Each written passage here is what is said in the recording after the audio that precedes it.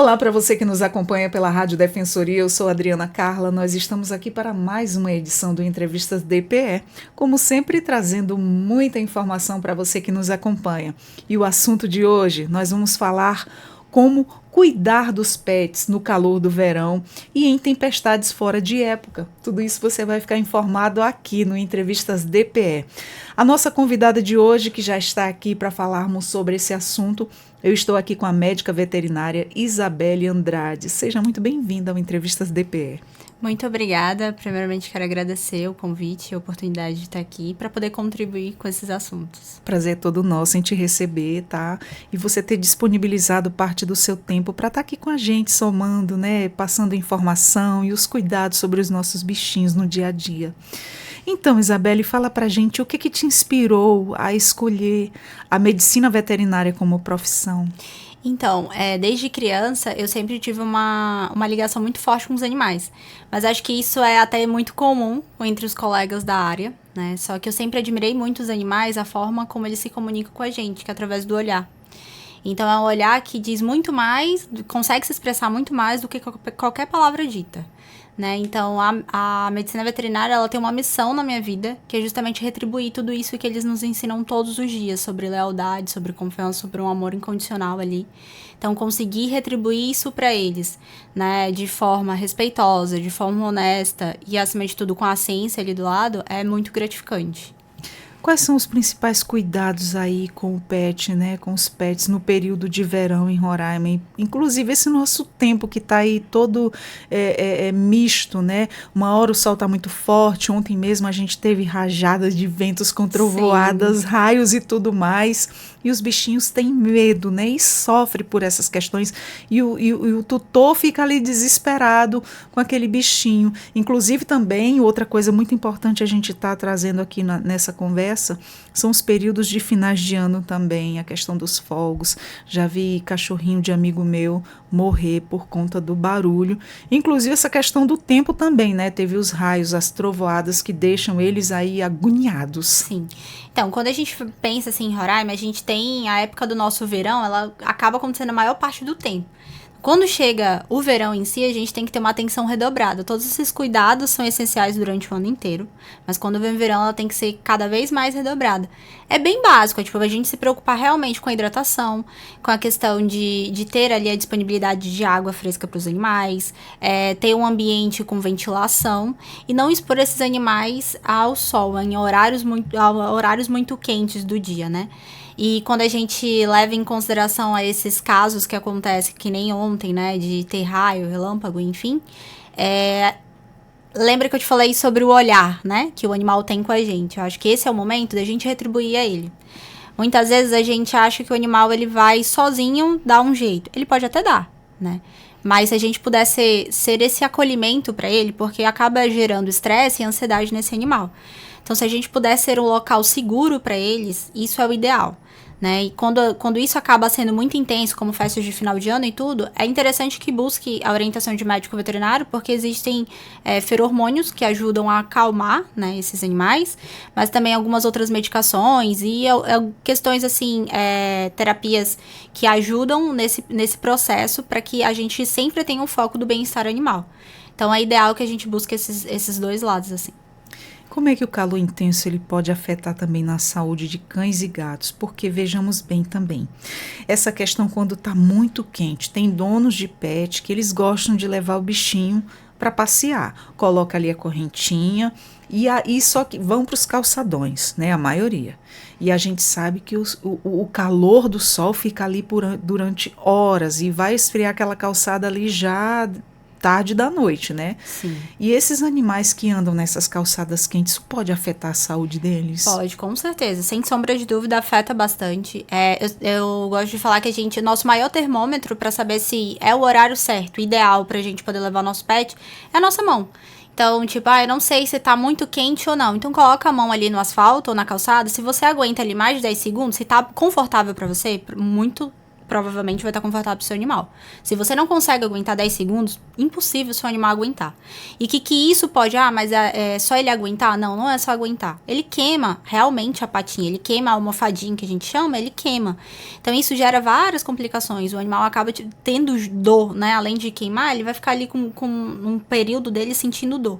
Então a gente vira uma bola de neve, que é um cuidado simples. Então coloca a mão, vê se realmente está no período, tá numa temperatura ideal para poder levar esse animal para passear. Uma coisa que é interessante, né? A gente aqui na época de verão, eu falo porque além de ser veterinário, eu também sou tutora, né? Então a gente nesse período, a gente acaba pensando, é verão, eu vou levar meu animal para praia. Perfeito. Escolha sempre horários mais amenos, né? Então início da manhã ou final da tarde. E quando eu falo assim, início da manhã, é bem início da manhã mesmo. Porque aqui em Roraima, dá umas 8, 9 horas da manhã, já está extremamente quente. Já tá muito quente. Então, assim, vai levar um animal pra praia? Tudo bem. Contanto que, depois dos horários, né, desses horários assim, contanto que ele fique com acesso ali à água, né, obviamente, você todo o tempo observando esse animal, até para que ele não venha a se machucar lá na praia, mas que ele tenha acesso àquela areia que fica mais fria ali perto da água, e não a areia seca que fica muito quente e também queima a pata igual. Então, ou escolhe períodos mais amenos, bem no início da manhã ou no final da tarde, né? Para evitar essas complicações. Porque aqui a gente tem um costume de levar mesmo o animal para a praia, justamente para ele poder ter acesso à água e poder se refrescar. São os mesmos cuidados que a gente tem com os filhos da gente, né? São da família. Eles não, principalmente porque eles não falam. Exatamente. Não sabem falar. É como você diz, a gente tem que ter esse olhar, né? Esse olhar diferenciado, ter muita atenção com as necessidades do pet, porque ele não fala. E é assim, quando eu vejo uma pessoa passeando com seu cãozinho, eu acho bonitinho, tá ali, tirou de casa, levou para passear, mas é aquela questão. Tem que ter cuidado, né? Sim, tem que ter cuidado. Principalmente com o ambiente quente, que eu fico pensando naquelas patinhas, como você diz, as almofadinhas embaixo, pegando ali aquele calorão do calçadão. Sim. Não, e assim, é até interessante, né? Porque a gente compara muito como se fosse uma criança. É uma criança. Então, tanto o animal quanto o filhote, ou o animal em si, tipo, um cachorrinho ali, e o animal idoso, a gente tem que levar em consideração que ele é uma criança. Então, se a gente tem um cuidado com um filho nosso, então a gente também tem que ter esse cuidado com esse animal. Ele não fala a nossa língua, mas ele fala. Ele se expressa da forma dele. Cabe a nós entender. Assim como ele entende a nossa linguagem... Eles têm sentimentos. Eles têm esse sentimento, né? E ele entende a nossa linguagem. Quando a gente pede para eles não fazer aquele negócio, eles não fazem, né? Então, assim como eles tentam entender a gente também tem que tentar entender os sinais que eles demonstram pra gente. Com certeza. E quais são os sinais que indicam que um animal ele pode estar sofrendo de insolação ou desidratação? Como é que eles ficam? Ele fica com uma respiração muito ofegante. Em muitos casos, eles ficam com uma salivação excessiva. Alguns casos também, eles vão ter quadros de vômitos, fraqueza, então pode ver desmaio. Mas também, as mucosas deles ficam muito secas. Então, a gente vê ali que ele pode estar com um calor intenso, que pode levar a uma hipertermia. Que a hipertermia nada mais é do que uma temperatura elevada, acima do normal, e também uma desidratação. Então, a gente vê muitos cachorros da rua assim, né? Infelizmente, a gente passa por aí, tem muito cachorro abandonado ainda nas ruas, e a gente vê nesse período quente, eles andando naquele sol de rachar, com a linguazinha para fora, salivando muito. E às vezes não tem muito cansado, muito né? cansado, e às vezes não tem acesso à água fresca, né? Então, se a gente puder deixar ali um potinho de água na frente de casa para poder ajudar, pensando nesses animais que não têm família, né? Para poder pensar neles, já consegue contribuir. Uma água fresca ali não vai impedir acho tão bonitinho. ninguém. O meu cunhado, ele alimenta gatos da rua.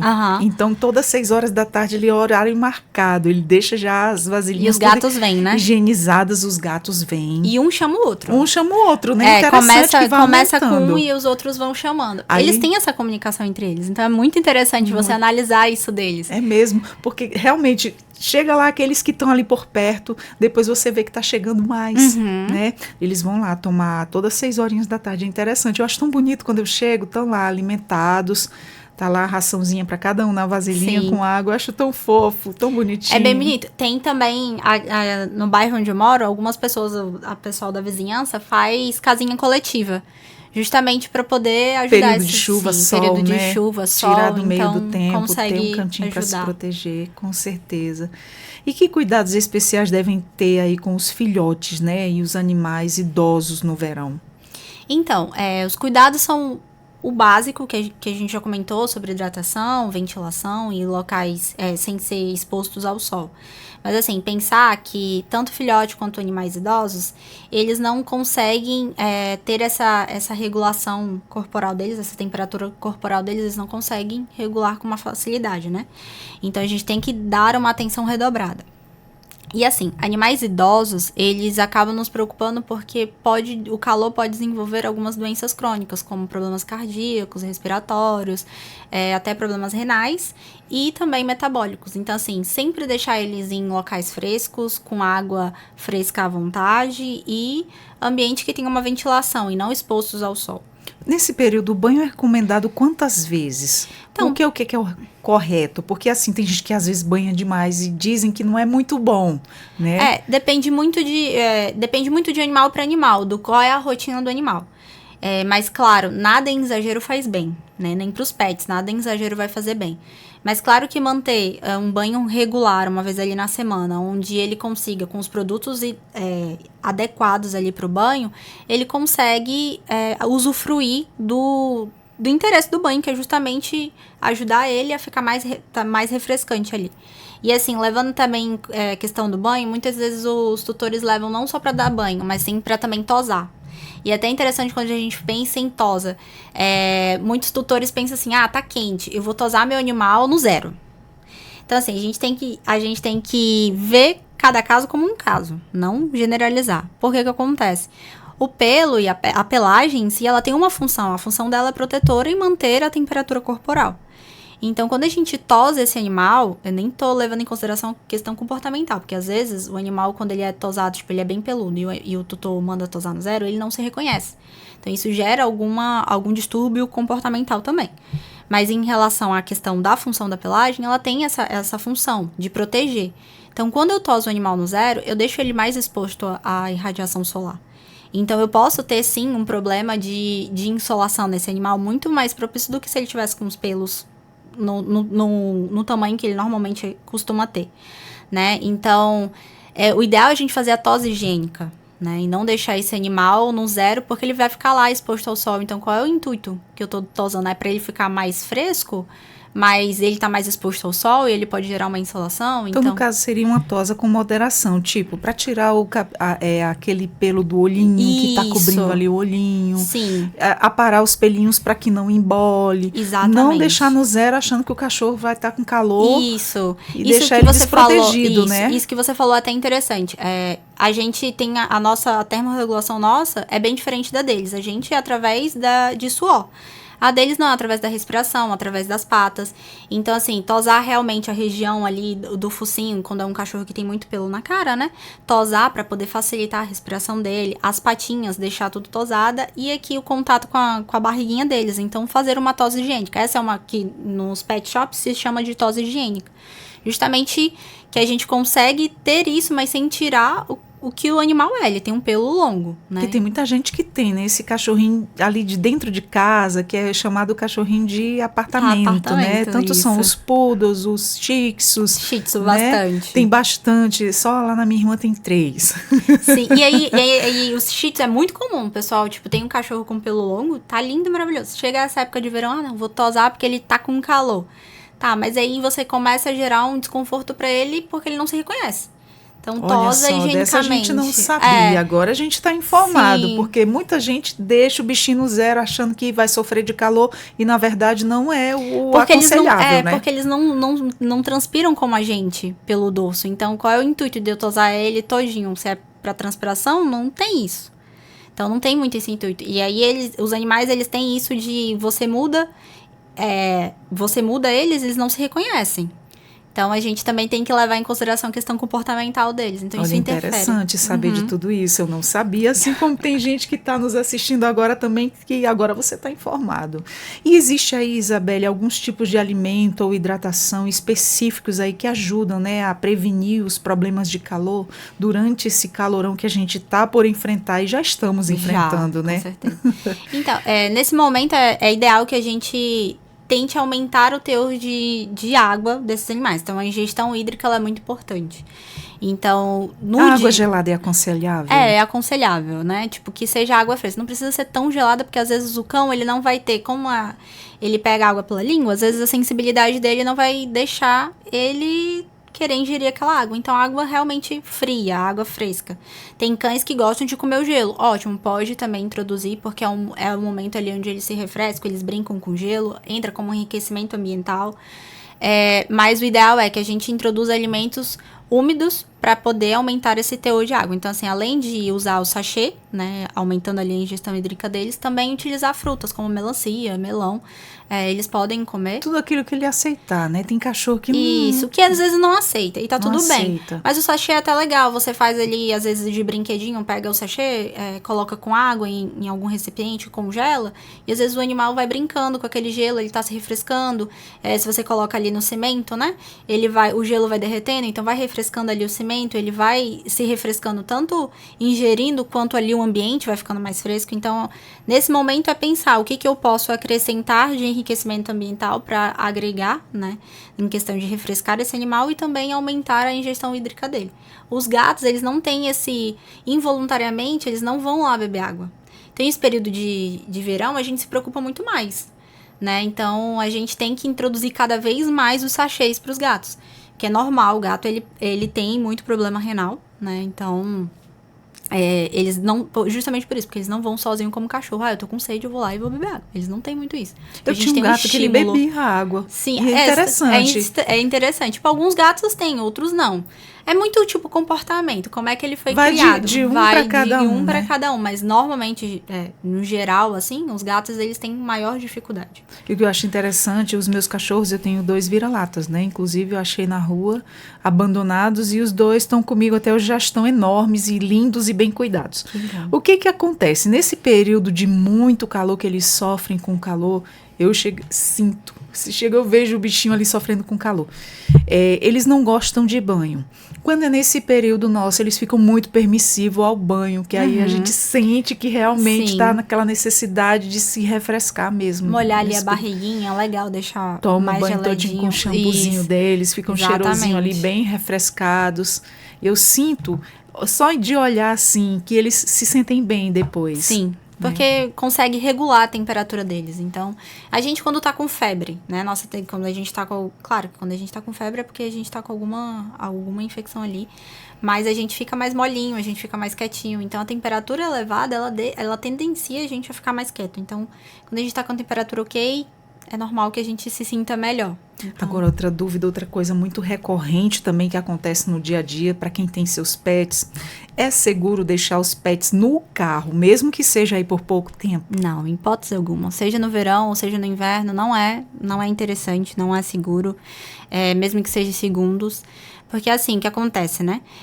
O carro fechado, ele leva uma temperatura muito rápido. Então, se esse animal vir a ter uma hipertermia ali, vai ser muito rápido e às vezes quando você chegar no carro, às vezes não tem como você reverter. Então, assim, não é ideal, não é seguro, em hipótese alguma, deixar o animal, nem que seja rápido, dentro do carro. Evitar, e principalmente agora no verão, porque você tá com o ar-condicionado ligado e o carro já tá quente. Imagina você deixar o cãozinho ali mesmo com... eu vou deixar com a janela aberta, 2 dedinhos, mas tá quente. Então, ele vai necessitar sair daquele ambiente quente. Como é que ele vai sair? Ele não tem como sair. Exatamente. Então, o aconselhável é não fazer isso, Não é né? seguro, nem hipótese alguma, nem Dada que seja dica, rápido. viu, pessoal? Quem vocês conhecerem aí que anda deixando o pet dentro do carro, Sim. não, vou ali rapidinho, já volto, não pode. Não é aconselhado, não é nem um pouco seguro. Você arrisca realmente a vida desse animal. Você tá arriscando. Com toda certeza, até de crianças, são nossas crianças, né? Sim. Não pode deixar nenhum segundo, é como você diz, o carro esquenta muito rápido. Ainda mais nesse período quente, a gente sai do ar-condicionado, vai pro carro, quando você abre tem que deixar um pouco sair aquele ar quente para você ligar o ar-condicionado. Senão você se queima, né? E aquele choque térmico horrível, né? Que você adoece da garganta ali, assim. Exatamente. E que cuidados com a pele e os pelos dos animais são mais importantes no verão? Então, assim, animais que têm de pelagem clara, né? É ideal que eles passem protetor solar. Existem protetores solares específicos para os pets. Então, se eles estão em exposição ao sol, é ideal que eles façam uso, né? Que nem eu falei do pelo. O ideal é que faça a tosa, mas a tosa higiênica, com moderação, ali, justamente porque o pelo, ele tem a função dele, a função protetora. Então, a gente não pode tirar por completo, porque a gente expõe esse animal ao sol, então ele pode ter uma insolação, ele pode ter uma queimadura de pele. Ele pode sofrer, né? Já que o corpinho é todo Sim. coberto o tempo todo. E aí ele pode desenvolver um câncer de pele. Então, Nossa. assim, sempre se preocupar com isso. E como é que os donos eles podem proteger seus pets de parasitas, né, como os carrapatos, as pulgas e que proliferam aí no calor?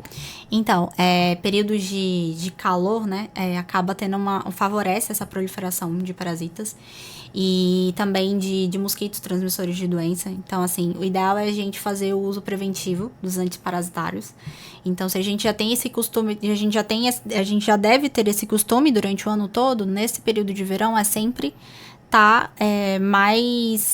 mais, como eu posso dizer, com mais ênfase ali no controle preventivo, e principalmente do ambiente onde o animal tá. Eu pude observar uma vez que no inverno dava muito, deu carrapato, os meus cachorros, eles estavam protegidos e estava aparecendo, não sei de onde vinha. Exatamente. Eu tinha dado aquele comprimidinho que protege, né, protege durante tantos meses, comprei um para um, outro para outro, mesmo assim estava aparecendo. Então, é até interessante falar disso, né, cada antiparasitário é conforme a bula. Né?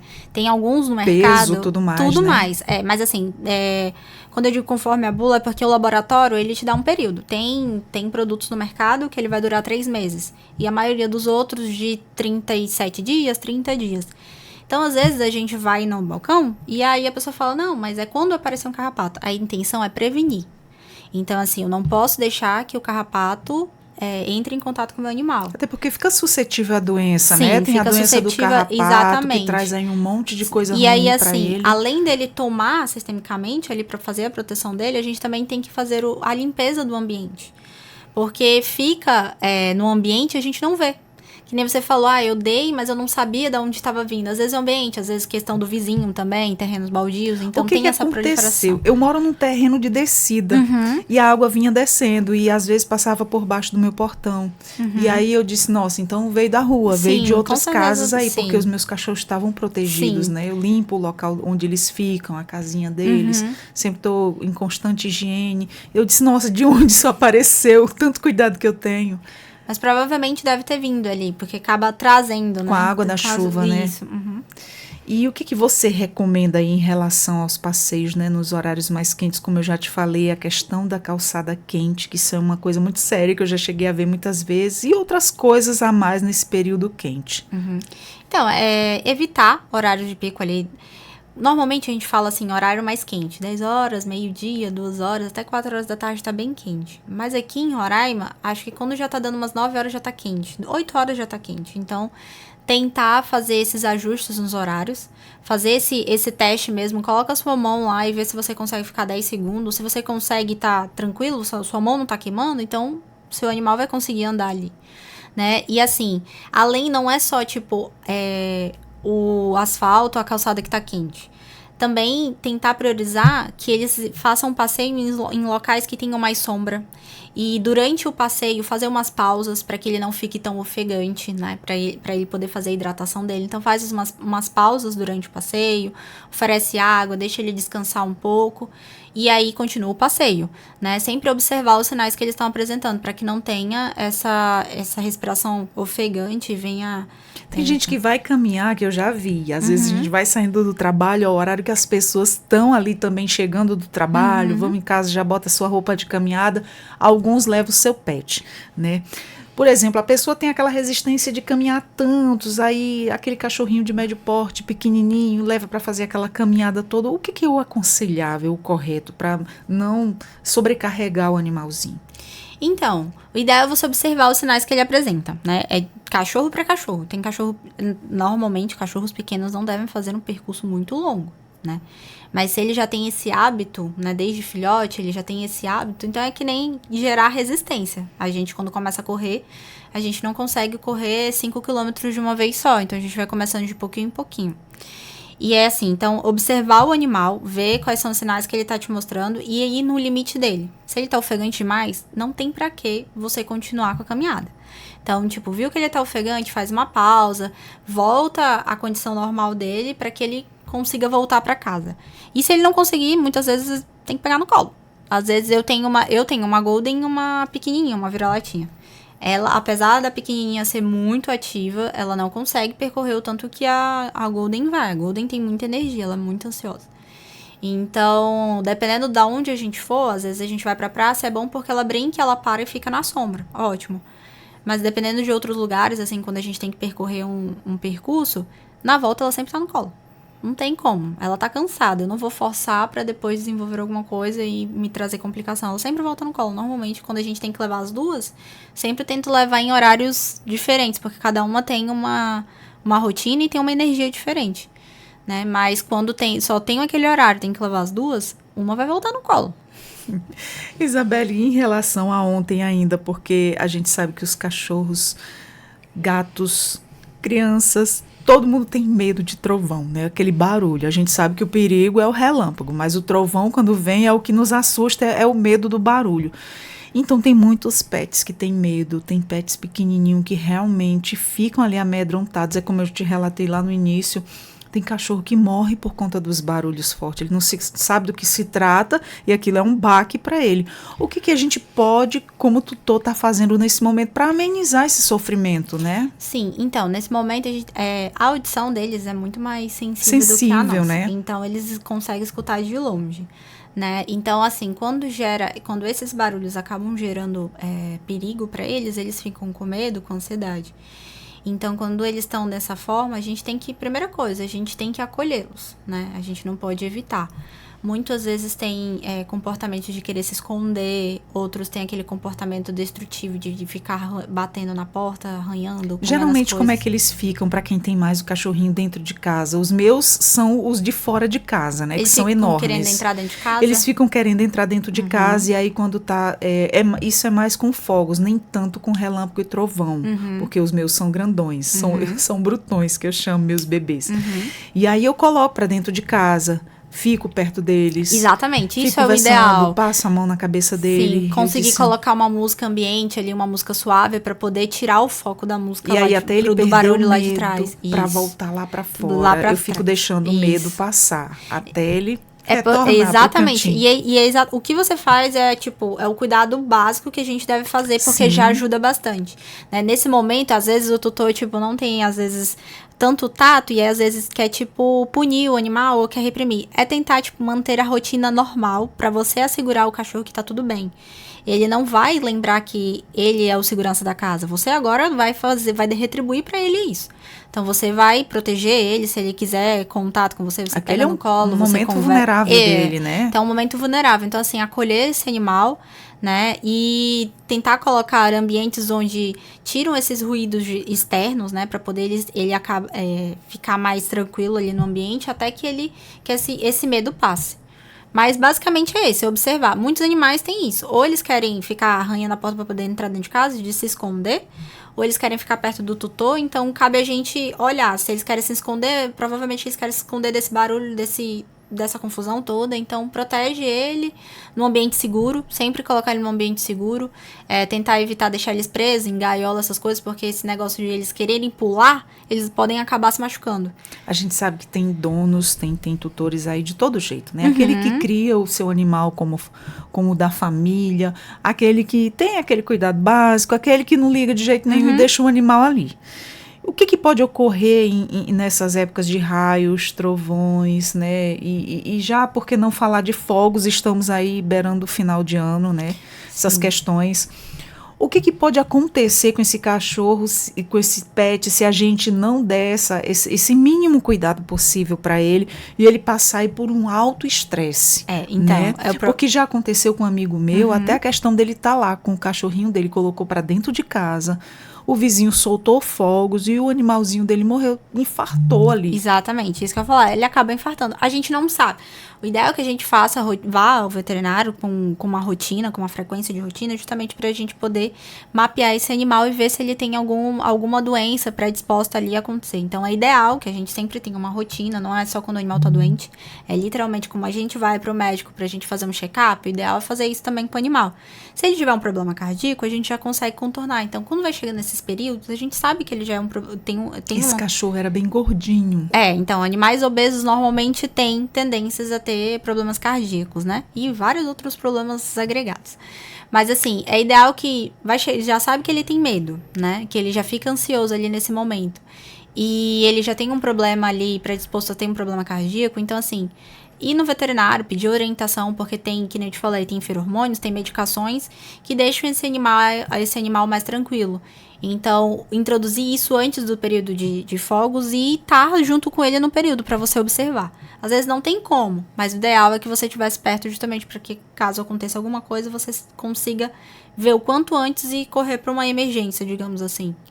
Né? Mas o ideal é esse, é observar. Se esse animal já tem, vai chegando no período de final de ano, procurar a orientação do veterinário, ver questão de feromônios para colocar no ambiente, colocar música, ruídos que tirem mais o barulho externo e deixem ele mais calmo, se sinta seguro naquele ambiente, né? Não deixar muita coisa autocortante, perfurante no local, porque às vezes, dependendo do barulho, ele se assusta e pode se machucar.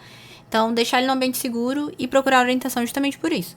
Para ver se tem alguma medicação que consiga deixar ele mais tranquilo nesse período de final de ano. Perfeito. Dicas riquíssimas, né? Inclusive, quando a gente tá falando de pet, eu lembro muito da minha amiga Gislaine. Gi, beijo.